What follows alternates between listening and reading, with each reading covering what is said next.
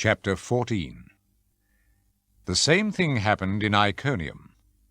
Paul and Barnabas went to the synagogue and spoke in such a way that a great number of Jews and Gentiles became believers. But the Jews who would not believe stirred up the Gentiles and turned them against the believers.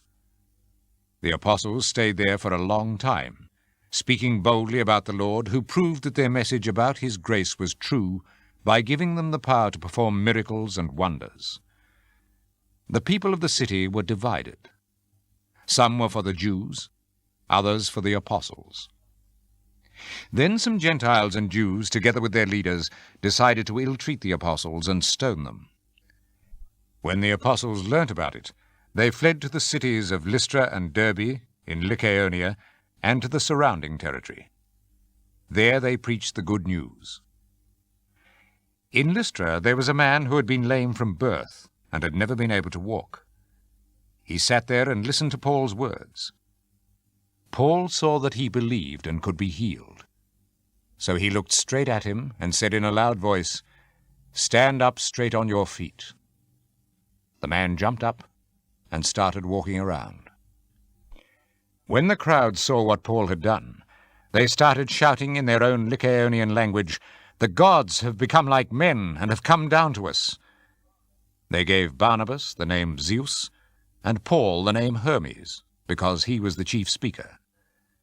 The priest of the god Zeus, whose temple stood just outside the town, brought bulls and flowers to the gate, for he and the crowds wanted to offer sacrifice to the apostles. When Barnabas and Paul heard what they were about to do, they tore their clothes and ran into the middle of the crowd, shouting, "Why are you doing this?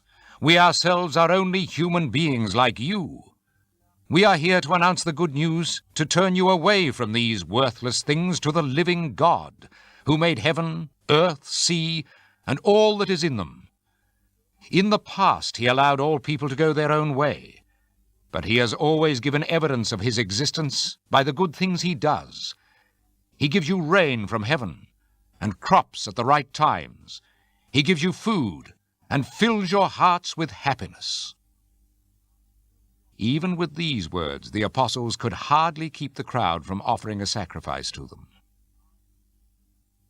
Some Jews came from Antioch in Pisidia and from Iconium. They won the crowd over to their side, stoned Paul, and dragged him out of the town, thinking that he was dead. But when the believers gathered round him, he got up and went back into the town. The next day he and Barnabas went to Derbe. Paul and Barnabas preached the good news in Derbe and won many disciples. Then they went back to Lystra, to Iconium, and on to Antioch in Pisidia. They strengthened the believers and encouraged them to remain true to the faith. "We must pass through many troubles to enter the kingdom of God," they taught. In each church they appointed elders, and with prayers and fasting they commended them to the Lord, in whom they had put their trust.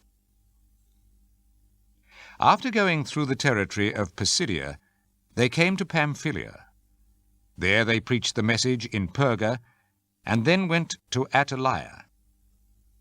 And from there they sailed back to Antioch, the place where they had been commended to the care of God's grace for the work they had now completed. When they arrived in Antioch, they gathered the people of the church together and told them about all that God had done with them, and how he had opened the way for the Gentiles to believe. And they stayed a long time there with the believers.